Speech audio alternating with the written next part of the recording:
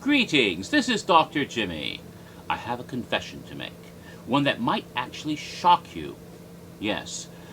It was about a year ago at this time that I posted 3 quite notorious videos here at YouTube titled All Secrets of Halloween Horror Nights 21 Revealed Parts 1, 2, and 3. And boy, did those videos create quite a commotion. The reaction was quite controversial. There was a bit of a stir, because I had revealed then that the event would be extreme and explicit to such an extent that it would be 21 and up only, and no photography would be allowed at the event, and anyone caught trying to take pictures would have their cameras confiscated. Well, of course, a lot of people, especially younger fans who saw these videos, got very upset by this, and very irate and frustrated. They would not be able to attend the event that year. And it blew up quite a bit. Now, the confession I must make. I actually did receive inside information about the event as I described in those videos.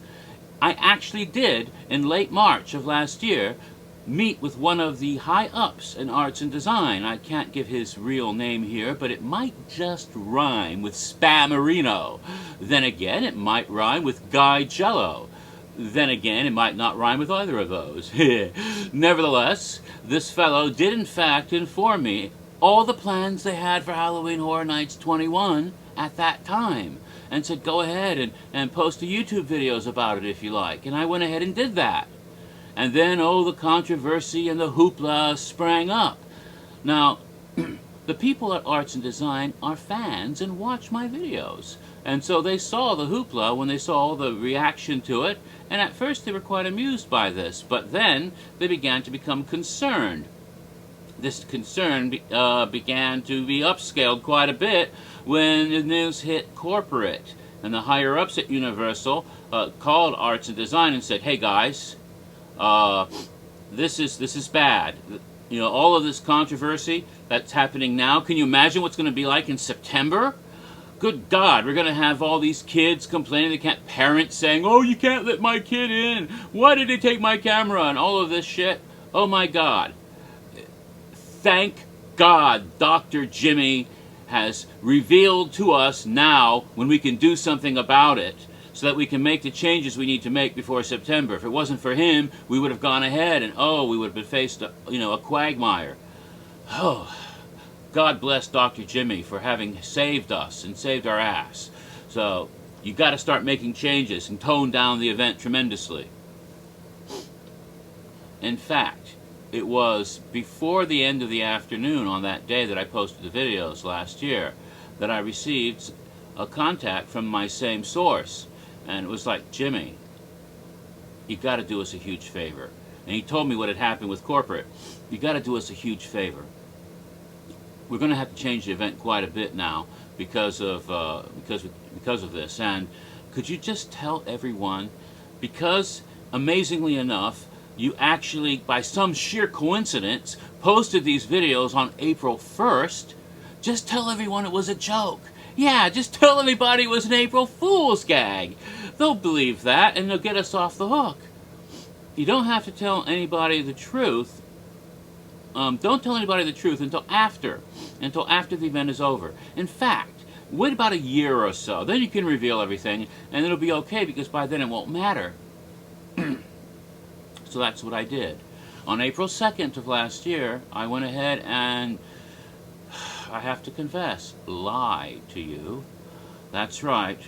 I lied to you. I misled you into believing that my 3 videos last year were an April Fool's gag, when in fact, they were not. It wasn't a joke, kids. Those videos were in fact what A&D had planned for Halloween Horror Nights 21 at that time. It was for real. Of course, after that they began tweaking and changing up the event. They couldn't use the explicit, intense, extreme concept anymore, and so they had to make some major changes, and they started to work on that right away. At the same time, however, other developments began to occur that also caused changes to the event. Now, prior to this, in late 2010 and early 2011, there had been a major contract negotiation dispute between the Blue Man Group and Universal. I don't know the full nature of it because it's privileged information, but I do know the dispute was going on, and because of that, Universal finally reached a point in negotiation saying, look, we can't come to an agreement, therefore, we're just going to cancel the contracts altogether. You don't want to sign a new contract, so at the time this contract ends, we will no longer be doing the Blue Man Group show at Universal anymore. You can go your own way, and that's fine. And that's why the soundstage, the big soundstage where the Blue Man Group show is located, was freed up for use for a Halloween Horror Nights house. And they're going to put that Extreme House I talked about last year there.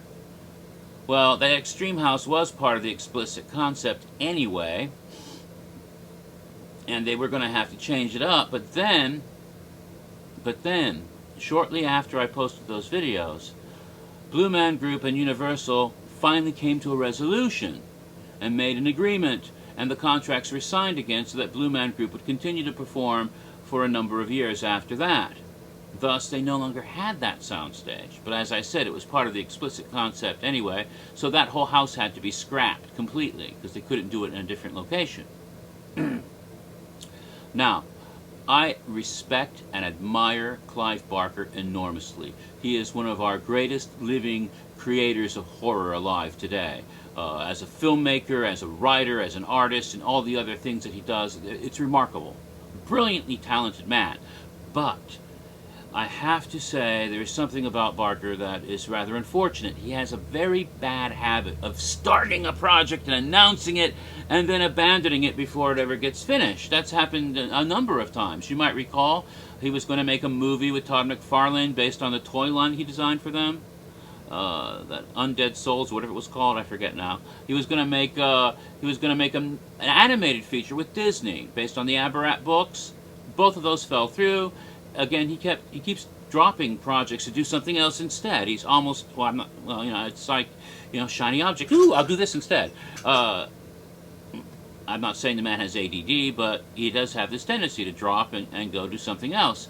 And that's what happened. He suddenly got involved in some other project and he didn't want to do the haunted house anymore.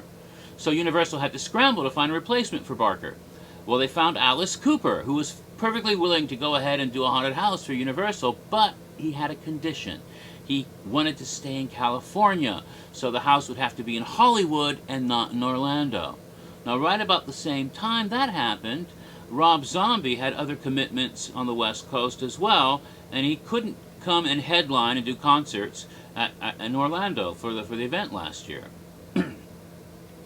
Well, and also the house he was going to design here was also going to be a part of the explicit concept. So instead, they kept Rob Zombie in Hollywood as well, and he designed a house which became a new version of House of a Thousand Corpses. So those two houses were in Hollywood and never got here to Orlando. Now, another thing happened shortly after this. The fellow at corporate who had insisted that they use Jack the Clown for a haunted house, he got transferred to another position, a promotion actually, another part of Universal, and his replacement who came into his old position, that guy did not like the idea at all. And he contacted A&D and said, look guys, we're not doing the clown, okay? We're not doing the clown house. Drop that. And that actually was a relief to A&D because they didn't want to use Jack again in the first place, and there were some logistical problems with that house, and it was also part of the extreme concept, the explicit concept, the cage match, the lion, all of that stuff. They decided it would be better off without it anyway. Now, the next situation that occurred was not something they were relieved about. It kind of was frustrating for A&D.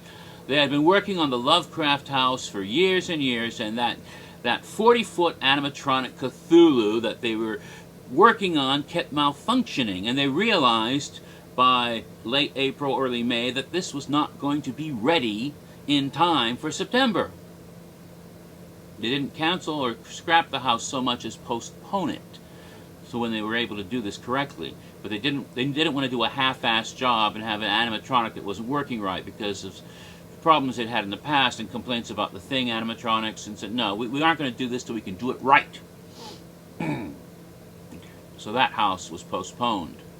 Now, it was also just about this time in spring that they learned that their competitors over at Tampa and Busch Gardens were going to be doing their own Edgar Allan Poe based house.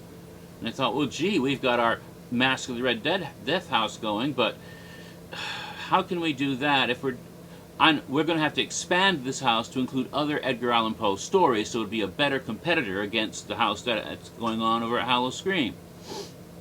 So they reworked and further developed the house into what became Nevermore: The Madness of Poe. But when they finished that, they realized that house could not go into the parade building. It no longer quite fit that particular location. And instead they moved it into one of the sprung tents, which would be a more intimate surrounding that would fit the house better. And they had that sprung tent available because the Marquis de Sade house, of course, was part of the explicit concept and couldn't be used last year. Then, the house that they were making with the Church of Satan, turns out that the high priestess of the church, Blanche Barton, was absolutely impossible to work with. She kept making the most outlandish demands at Universal for their partnership, wanting like a suite of rooms in the Portofino with, presidential suite with all kinds of food, and she basically was demanding all kinds of. She thought she was a rock star, and they weren't about to spend the kind of money that she was insisting on, and so they just broke off any relationship, any partnership they had with the church. But the original concept of the house, of having an evil ritual that would inadvertently summon demons that would come and wreak havoc on the stupid fools who did that idea was easily switched around. They used the same concept, the same designs, and simply reworked the house a little bit and turned it into the in-between. In the very same sprung tent I said it would be from the beginning. So you see how that was changed up very, very easily. Fortunately for all of us, as some of you probably already know, Arts and Design design more than 8 houses a year. They design several houses and then choose which ones they're going to use. And some of the other houses will be for later years. So they already had 4 houses completely designed and ready to be built, if necessary, that they could use. So Hawthorne Cemetery, Nightingales, The Forsaken, and what was the other one? H.R. Blood and Guts. Those were all ready to go. So that wasn't a problem. But they had one empty location. They needed that 8th house, and they had the Jaws queue. They wanted to put something there since they couldn't do Cthulhu. Well, it turns out they realized they had all the costumes and set pieces for Souls in Steam, the very popular scare zone from the previous year. And since they already had a really cool backstory and everything for Souls in Steam, it could easily be developed into a house, and they already had all the props and set pieces. It could be done very quickly, very easily, and that's why we had In the Machine last year. So all the houses were then set and ready to go. Now, as I said, Zombie was not coming to do headline the musical concerts, and it turned out that Midnight Syndicate would not be available for the other days that they needed them. And so they decided to scrap the whole idea of having live music performances at the event last year. And since they weren't doing the Extreme House and the Blue Man Group was still doing their shows, this freed up them to use that area in front of the stage as a queue line. It also allowed them to open Rip Ride Rocket for the very first time during a Halloween Horror Nights event, which was also a relief to A&D because it was like, oh God, we had so many complaints about it not being open last year, now we can have it going and people won't complain. But you probably may have noticed there was no scare zone right there on the Avenue of the Stars, as there had been for several years before, just as I said there wouldn't be, because they decided not to use that area, which they weren't going to use originally. Now, most of the scare zones that were designed last year originally were part of that explicit concept and had to be eliminated. But there was a couple of, they could use one scare zone, with a major scare zone, Orgy of the Damned on Hollywood Boulevard, that could very easily be changed, adapted for the new idea. See, the original idea was, as you recall what I had said, it was, sinners in hell being punished for the 7 deadly sins, and it would become more and more explicit as time went on. I'm not getting that phone, sorry. And all they had to do was eliminate the last costume change, which was the explicit one, and then they had the scare zone, which they renamed 7. Very easy to do. Now, they were going to have that ritual at Mill's Diner with the 3 faces of fear, and I'm running out of time on the first video, so we'll continue this in part 2.